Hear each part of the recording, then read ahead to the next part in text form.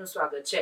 વડનગર પાલિકા પ્રમુખના પતિને લઈને ફરી માહોલ ગરમ જોવા મળ્યો। વડનગર પાલિકાની પ્રમુખની ચેમ્બરમાં પાલિકાના પ્રમુખના પતિ બેઠેલા જોઈ વિરોધ પક્ષના નેતા મહેન્દ્રજી ઠાકોરે કર્યા આક્ષેપ। વિરોધ પક્ષના નેતાએ કહ્યું કે પાલિકાના પ્રમુખ પતિ પાલિકામાં દાખલગીરી કરતા હોવાના કર્યા હતા આક્ષેપ। ગુજરાતીમાં દાખે દલપતરામની કવિતા છે તેવું વડનગર નગરપાલિકા પંક્તિ કૂતરાની પૂંછડી વાંકી, પોપટની ચાંચ વાંકી અને આપના તો 18 અંગ વાંકા તેવું વડનગર નગરપાલિકામાં દેખાઈ રહ્યું છે। પાલિકા પ્રમુખે પણ પોતાનું નિવેદન મીડિયા સમક્ષ આપ્યું, જેમણે જણાવ્યું કે તેઓ લેવા આવ્યા હતા અને બીજા કોર્પોરેટ બેઠા હતા એટલે તેમને ચા પીવા બેઠા હોવાની વિગતો આપી।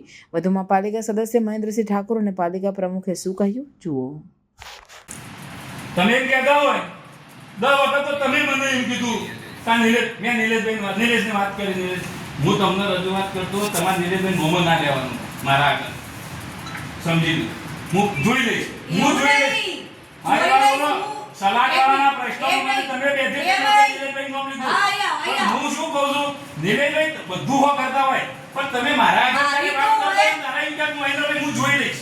શું કેવું બોલો નિલેશભાઈ? મેં નિલેશની વાત કરી છે, ના ચાલે બેન, તમારો વહીવટ કરવાનો કહેજો। અને મારા ઉપર કાલે તમે સંદેશમાં ખોટો આક્ષેપ કર્યો છે કે મહેન્દ્રભાઈ ધમકાવીશ કર્મચારીઓ, ભાઈ ફોટો પાડ્યા મીડિયા વાળા અને તમે ખોટો આક્ષેપ કરો મારા ઉપર। તમારા જો તમારે ઘેર જોઈએ છે, તમારા ભાઈ નિલેશભાઈ મારા મિત્ર છે, સમજો બરા અહીં આગળ નહીં કરવાની, તમે આક્ષેપ કરો તમારા ઘેર અહીં હું ફેરવો, તમે મારા ઘેર અહીં થઈ જો બરોબર છે, બરોબર છે। ચલો વાત પૂરી થઈ જાય, મારા જે કહેવાનું કહી દીધું। મારા તો તમે એકલા છો।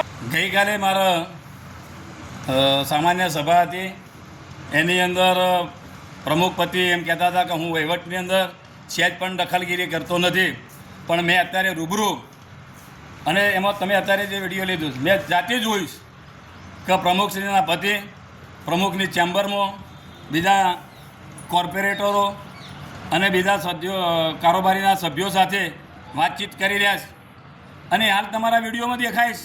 એટલે મેં એમને કીધું કે તમે એવું મને કહેતા હતા કે હું સહેજ પણ વહીવટની અંદર દખલઅંદાજી કરતો નહીં, પણ અત્યારે રૂબરૂ છે ચેમ્બરની અંદર, તો એ શું સાબિત કરે છે કે વહીવટની અંદર હસ્તક્ષેપ કરી રહ્યા છે અને આજનો તાજો દાખલો છે। મારે બીજી કોઈ સાબિતી આપવાની નહીં। એટલે હું જે ગઈકાલે બોલ્યો હતો એ સાચું જ હતું। પ્રમુખશ્રી મીડિયાની અંદર કર્મચારીઓને ધમકાવવાનો કે દબાવવાનો જે મારા ઉપર ખોટો આક્ષેપ કરે છે એ સાબિત થાય છે કે એમના પતિ એ નગરપાલિકામાં આવીને બેસીને વહીવટની અંદર હસ્તક્ષેપ કરી રહ્યા છે, એ વાત સાબિત થાય છે।